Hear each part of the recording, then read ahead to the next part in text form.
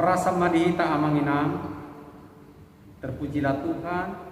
Mari kita akan masuk dalam ibadah keluarga pertanyaan gue tapara di marohata asa ohom mahita. Tapuji ma Tuhan tabuku ede 575. Puji ma di batas.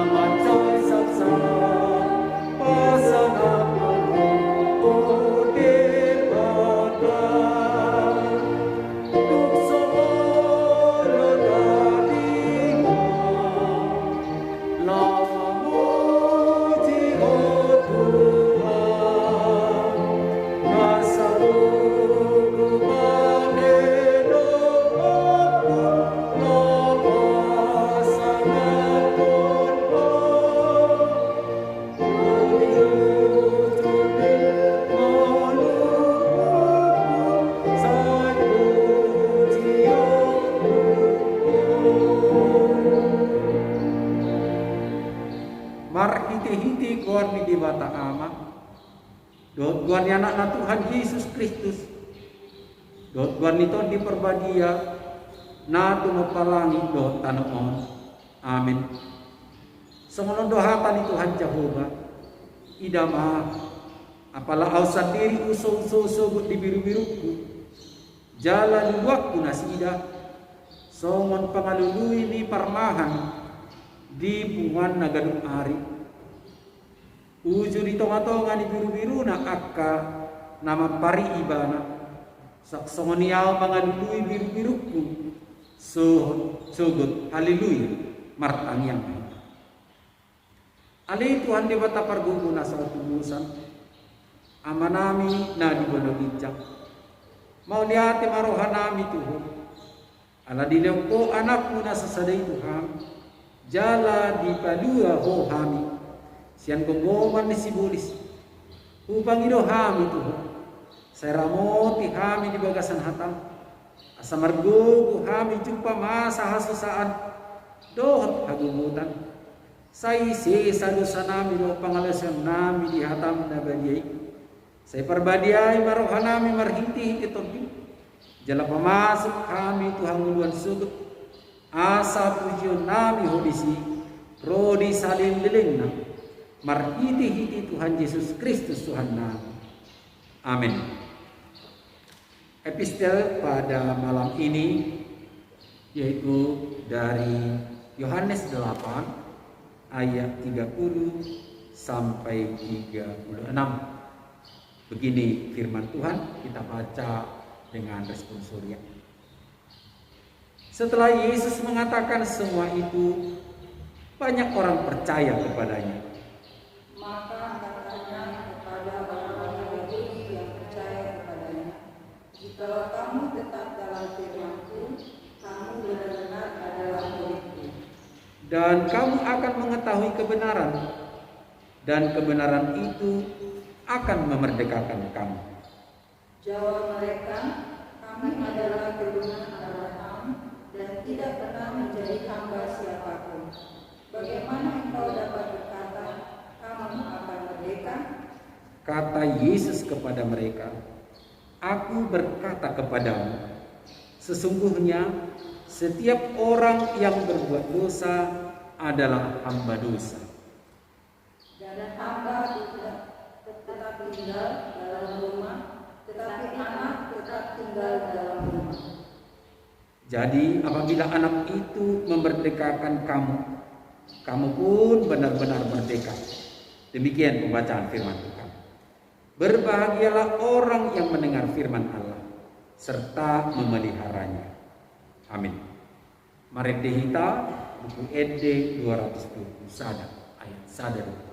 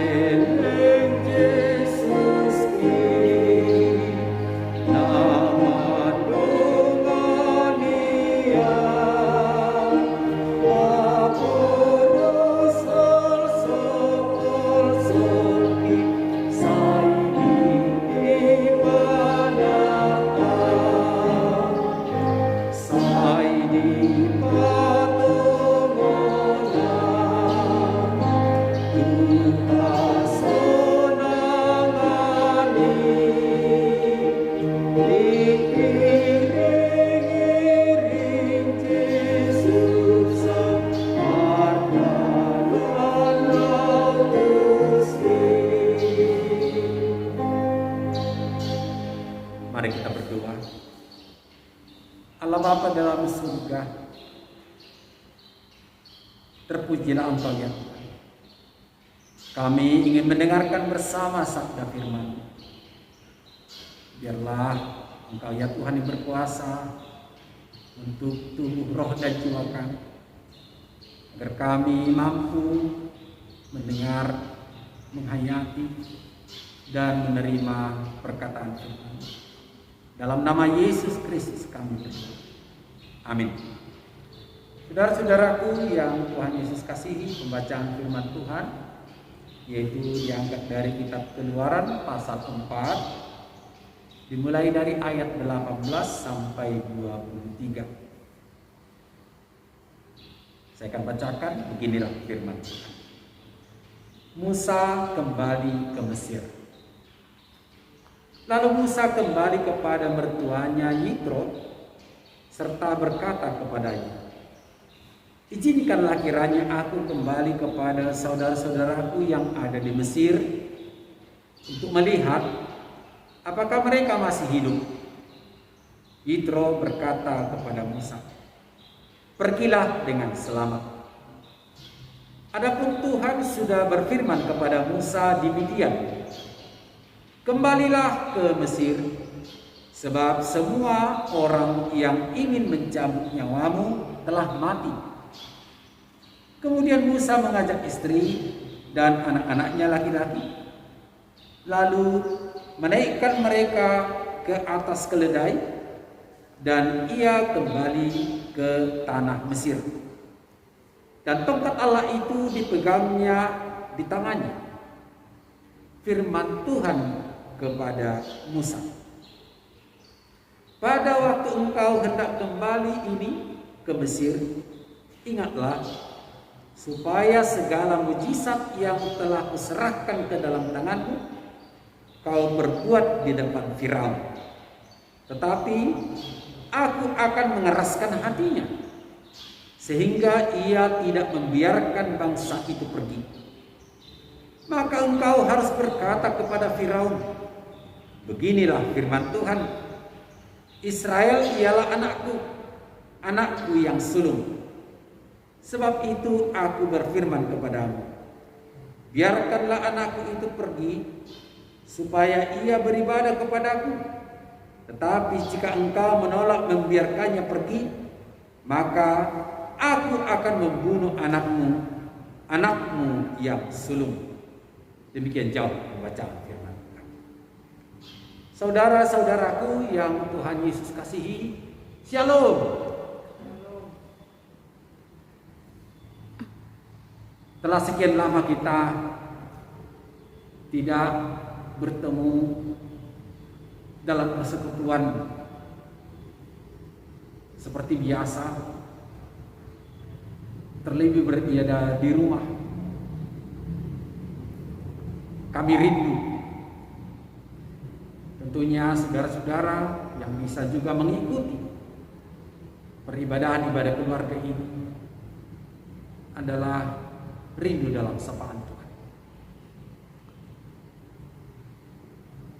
Ketika firman Tuhan ini pun telah kita baca bersama, sebuah sentuhan yang sangat menyentuh, tidak hanya lewat gerakan tubuh bagi itu kepada Musa, tetapi bagi pemahamannya, bagi pengertiannya, bagi imannya, bagi dirinya dan bagi keluarganya.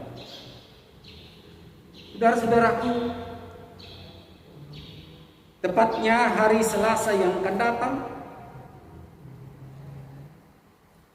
kita akan merayakan hari kemerdekaan bangsa kita, yaitu kemerdekaan Negara Kesatuan Republik Indonesia yang keberapa Bapak Ibu?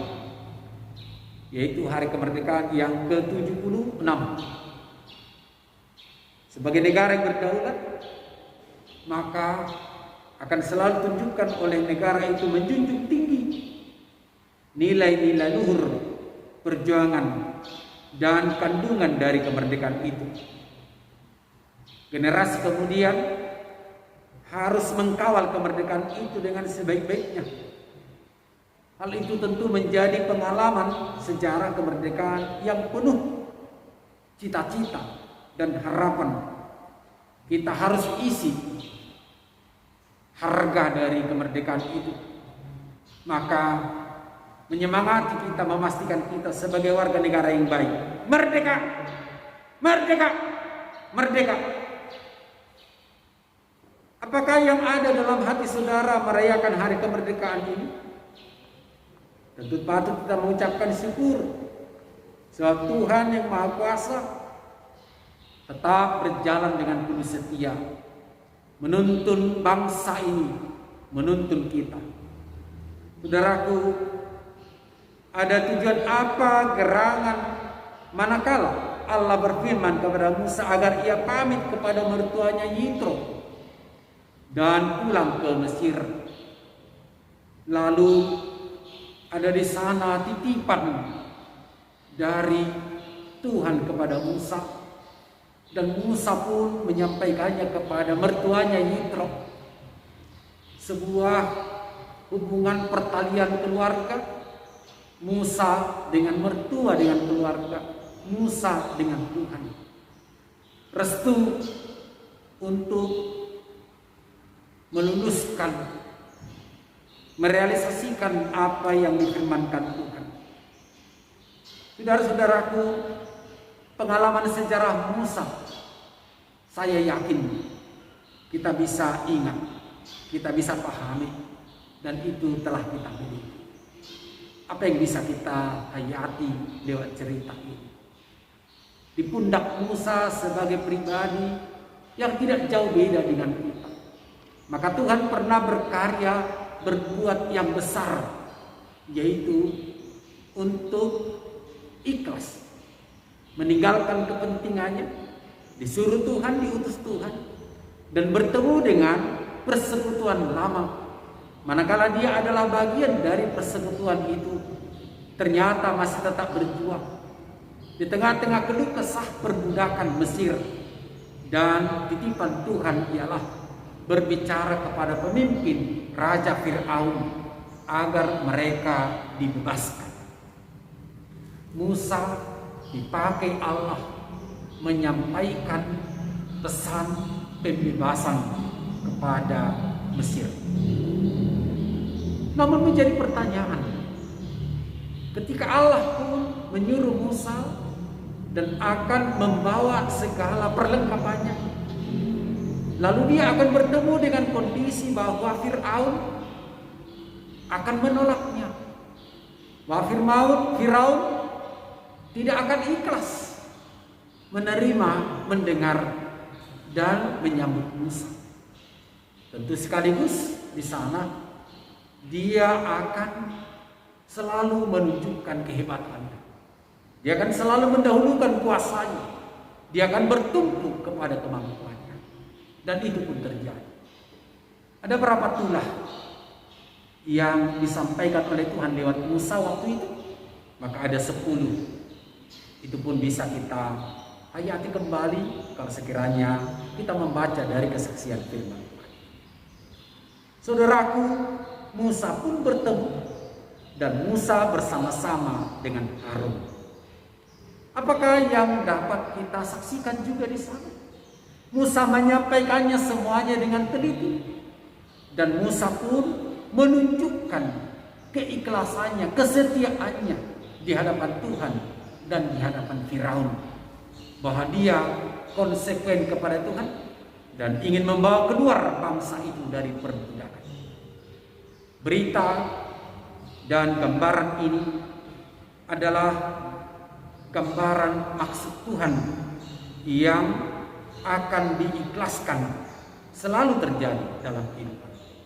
Allah tidak pernah toleran kepada tindakan penindasan.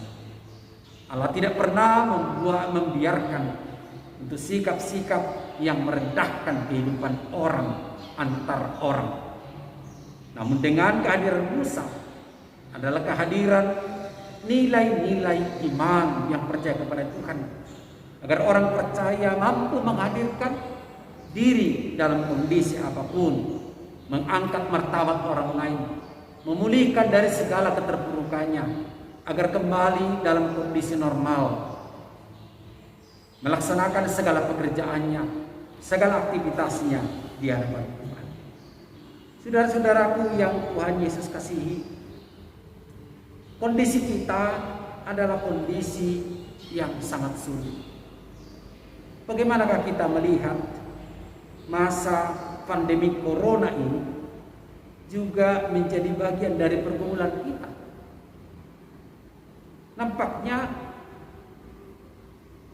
apa yang sedang terjadi tidak sinkron dengan pengalaman Musa, tidak sinkron dengan apa yang sedang terjadi dalam keluh kesah umat itu, tetapi menjadi sangat menyatu. Bagaimanakah insan Tuhan itu menghayati kelemahannya di tengah-tengah persoalan yang sedang terjadi? Kita lihat di sana ialah panggilan kepada setiap orang untuk melihat Tuhan sebagai kekuatan yang benar-benar selalu terjadi dalam kehidupan. Rencana-rencana mulia Tuhan yang senantiasa adalah karya kuasa yang bisa tiba dalam kehidupan. Dan ini yang harus kita imani dan kita yakini. Allah bisa dalam keadaan yang tidak disadari oleh dunia, bahwa persoalan yang sedang terjadi ini adalah persoalan hidup. Tetapi dalam karya kasih Tuhan juga Allah melihat bahwa Dia bercita-cita, Dia hadir ingin mengeluarkan kita dari keadaan yang sulit. Dan Musa bagian dari keadaan yang sulit itu. Maka tidak salah dan tidak mengurangi makna apabila lewat firman Tuhan ini saya pun berseru bahwa di zaman kita yang sangat sulit ini penting sekali untuk datang kepada Tuhan dan hadir sebagai Musa-Musa di zaman sekarang. Sekalipun dia bagian dari persoalan, bagian dari keluh kesah, rasa sakit, tetapi dia mau diutus Tuhan, dipakai oleh Tuhan menjadi tanda dan awal dari setiap pemulihan kesembuhan. Bagaimanakah ini bisa terjadi? Tentu Musa menjaga dirinya juga, dengan keluarganya, dengan mertuanya, dengan anak-anaknya. Dan pada tugas panggilan itu Allah memastikan Musa dan keluarganya dengan kaum kerabatnya adalah pribadi-pribadi yang setia dan taat kepada Tuhan, mengasihaninya, saling bertutur sapa, bisa saling menegur, bisa saling memperlengkapi. Dan mereka adalah kelompok yang bisa mendoakan, mengutus, bisa saling mengoreksi, bisa saling melengkapi. Saudara-saudaraku, bukankah ini penting sekali di zaman sekarang? Penting sekali. Dan ini menjadi pondasi untuk kekuatan kita, semangat kita menjalani hari-hari kita. Penyakit apapun, tekanan apapun, persoalan apapun kalau pondasi kekeluargaan kita, kalau pondasi komunikasi kita itu selalu dilandasi oleh takut kepada Tuhan, maka di antara kita tentunya bisa saling memberi semangat, bisa hadir disentuh oleh ajakan-ajakan yang baik. Saudaraku, mari kita lakukan ini. Komunikasi kita jangan kendor, dan mari kita isi komunikasi itu kepada hal-hal yang berguna, yang bermanfaat, yang membangun. Kalau ada bahasa-bahasa dalam komunikasi lewat media sosial yang tidak penting, diabaikan. Jangan lebih berlama-lama di hal-hal yang tidak penting, tetapi mari kita pakai komunikasi mertua kepada parumain, kepada hela, komunikasi hela sebaliknya kepada mertua, anak-anak kepada orang tua, dan komunikasi kita dengan Tuhan. Di sana kita akan mendapatkan pencerahan bahwa Tuhan akan selalu berpihak kepada orang yang setia dan taat kepadanya. Amin. Kita berdoa. Bapa di surga, terima kasih firman-Mu. Betapa mulia dan agung Tuhan. Pandangan mata Tuhan melihat dunia ini sejak awalnya. Ketika kejadiannya tidak di depan mata kami, namun sesungguhnya ada Tuhan hadir di belahan tempat, memakai kami juga menjadi bagian dari tugas karya Tuhan, menyapa mereka yang sedang bergumul. Dan dalam kondisi kami sekarang, tidak satupun di antara kami di tengah-tengah dunia ini, tidak satupun di antara kami dalam pelayanan jemaat yang tidak luput dari pergumulan. Bagaimanakah kami dapat melalui kesulitan karena pandemi corona virus 19 ini? Tuhan, kasihani kami, tuntun kami Tuhan, agar hidup beriman kami tidak kendor, semangat rohani kami bertemu dan bertutur sapa lewat firman Tuhan selalu baru, selalu segar. Ajari kami Tuhan lewat komunikasi yang baik, menunjukkan tanda-tanda kebaikan. Kami dapat saling membangun, kami dapat saling menegur, menitipkan harapan-harapan, tidak menekan perasaan seseorang, tidak menyepelekan mereka, tidak menghina, tidak mencaci, tetapi melihat mereka menjadi insan Tuhan, menjadi sesama yang bisa saling mendoakan. Ya Tuhan, teruskan berdoa bagi mereka yang sedang sakit, sembuhkan Tuhan. Mereka yang bersedih karena berduka cita, hiburkanlah ya Tuhan.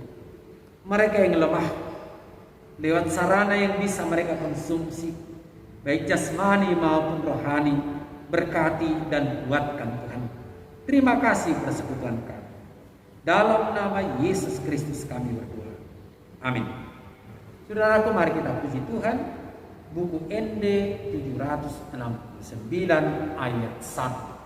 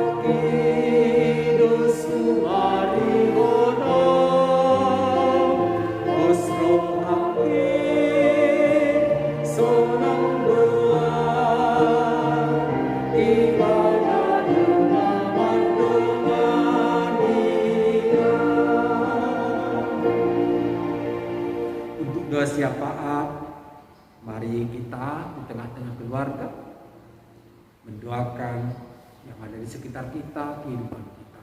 Tuhan kiranya selalu menuntun dan menyertai kita.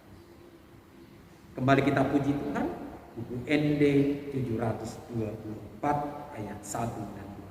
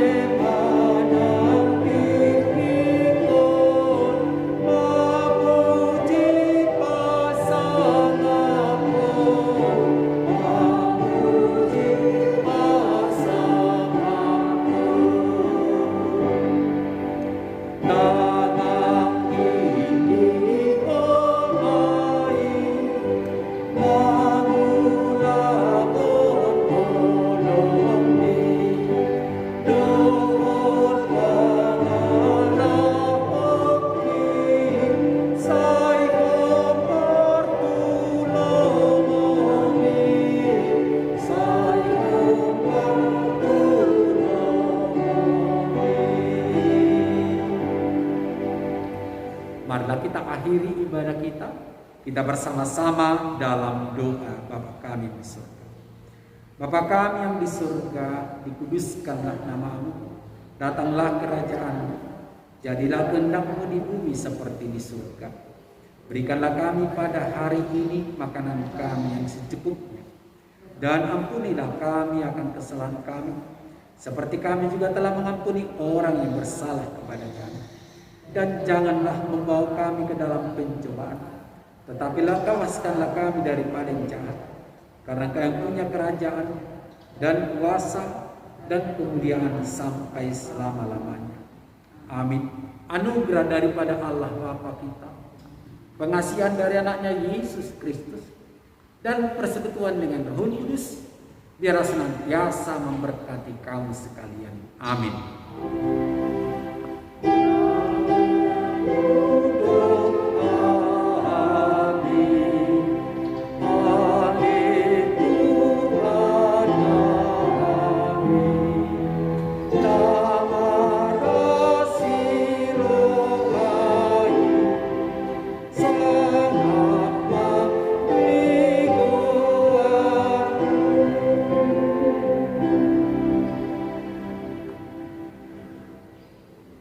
Saudara-saudaraku yang Tuhan Yesus kasihi, kiranya Tuhan selalu bersama keluarga, bersama kita semua.